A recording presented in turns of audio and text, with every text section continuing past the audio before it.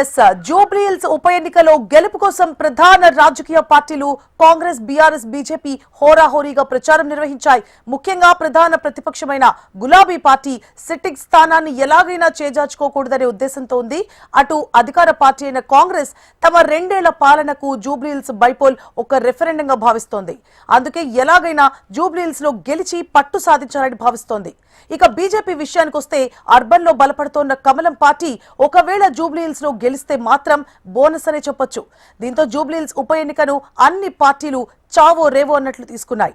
అన్ని పార్టీల నేతలు ప్రచారాన్ని హోరెత్తించారు. తమ పార్టీకే ఓటేయాలంటూ నియోజకవర్గంలోని ప్రతి ఇంటి తలుపులు తట్టారు. బస్తీలు, వార్డులను కూడా చుట్టేశారు.